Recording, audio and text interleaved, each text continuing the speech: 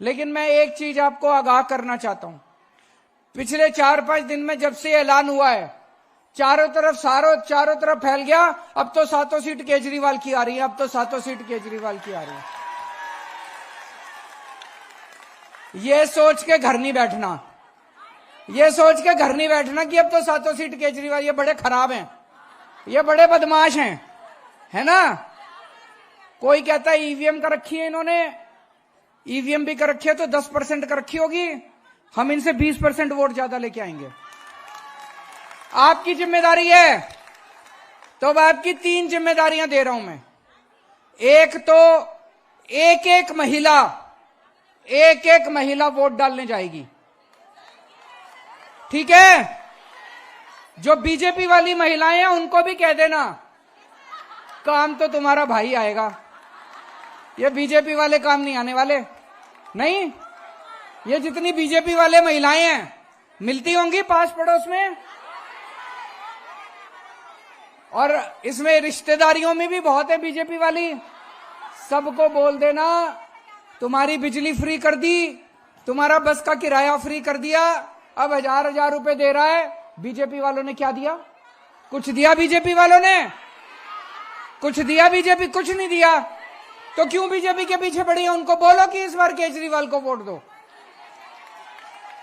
तो एक तो सबको बोलना है कि वोट डालने, सारी महिलाएं वोट डालने जरूर जाएंगी, सवेरे सवेरे उठ के नहा धो के पूजा करके वोट डालने जानी है, पक्की, ठीक है। कोशिश करना 9 बजे तक वोट डालाओ सारे जने। वोट डालने जब जाओगे, जब झाड़ू का बटन दबाओगे, आंख बंद करना, भगवान का नाम लेना, अपने भाई को आशीर्वाद देना और बटन दबा देना,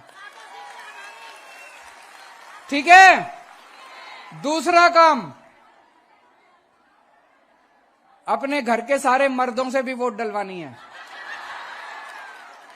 कई मर्द मोदी मोदी कर रहे हैं, उनका दिमाग आप ही ठीक कर सकते हो। कर सकते हो कि नहीं कर सकते? अगर आपका पति कहे मोदी, तो बोलना शाम का खाना नहीं मिलेगा।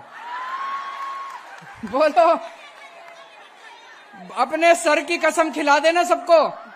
बोलो सर की कसम है मेरे, पति की बात, पत्नी की बात तो माननी पड़ेगी हर पति को, और अगर अपने सर की कसम खिला दी तो जरूर माननी पड़ेगी।